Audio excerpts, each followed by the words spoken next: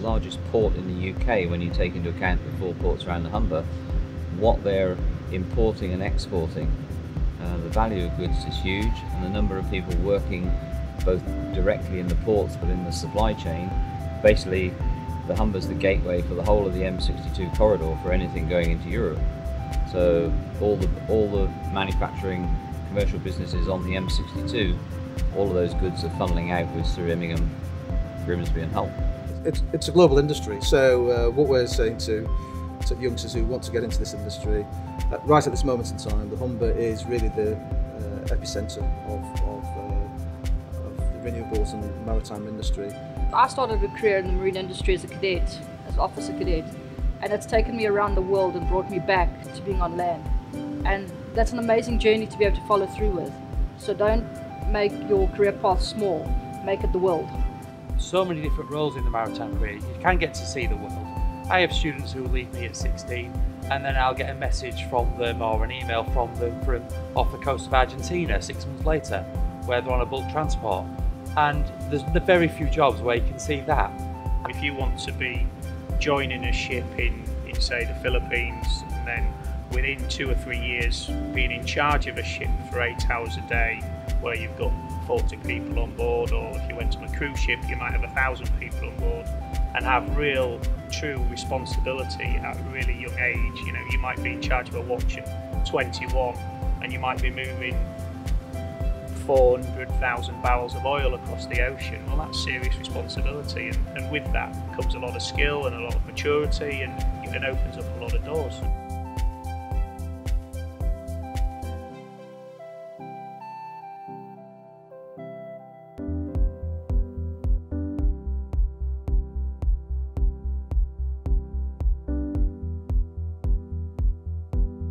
As part of this job, we do a first year where we spend time with the berthing crew, so we spend a lot of time outside, but then we go to South Shields College and we do a professional diploma in shipping and maritime studies, which is about 9 months up there, and we do about 27 exams I think in that time.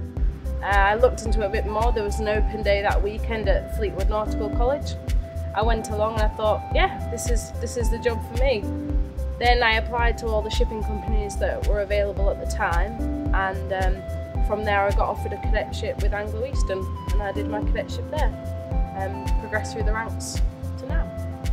SOLAS was introduced, which is safety of life at sea, and they decide that you need to do relevant training to make you safer to obviously work in that sort of environment, because it's completely different to working on land. You know, you've got unstable platforms, etc. And so what they introduced was sea survival, basic sea survival, which we actually instruct at the company where I work for.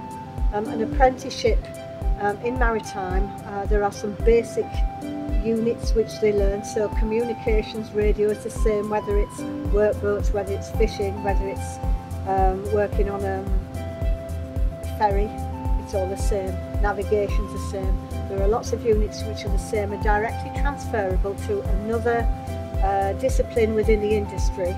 You've got your one-day personal survival techniques, as I mentioned, is actually learning how to survive in a life raft. You know, in the event where you might have had to abandon your vessel. You do a 2.5-day firefighting course, because you could be on board a bigger cruise ship where you may be looking for passengers, where you do search techniques. You also learn how to extinguish fires, from oil fires to carbonaceous class A fires, to actually going in teams, putting out possible engine room fires or generator rooms.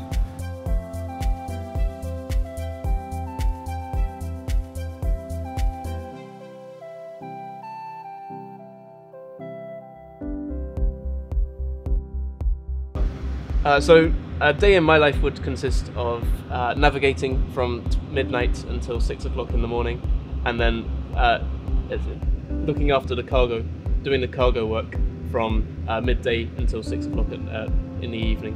That would be a typical day. And then you can get careers from that where you can live abroad, you could live in Singapore, you could live in Australia. If you want to move around the world and see the world, it's a great career for that. As a second officer, I'm responsible for sailing the ship in my watch, which is the 8 to 12 watch. And then I have other responsibilities around the ship as well, so maintaining the life-saving equipment and general maintenance of the vessel. Within the maritime industry, there's no 2 days that are the same. You could have different ships every day, and it's so unpredictable that anything could happen. The new apprenticeship, which is called the Trailblazer, the new standard, will have 90% funding no matter what the age. So government will pay 90% and the company taking on an apprentice will be required to pay 10%. You need to sell that you don't necessarily have to stay at sea all your life. I did 10 years and then I've not been to sea since, but it's opened up a whole world of opportunity for me.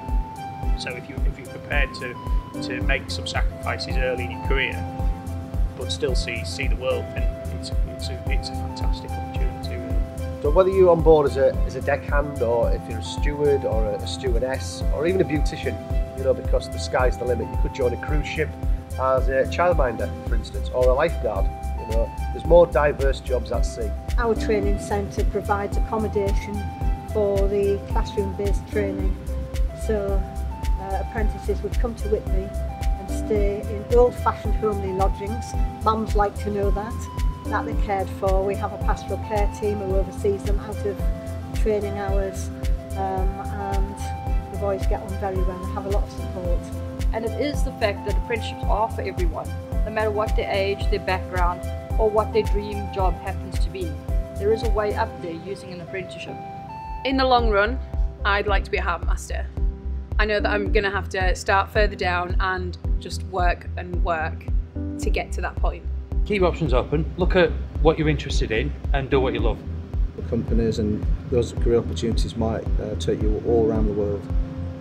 Get those basic qualifications at school, but however good or not so good they turn out to be at 16 and at 18, have a look around you. There are a lot of opportunities in apprenticeships here in Humberside.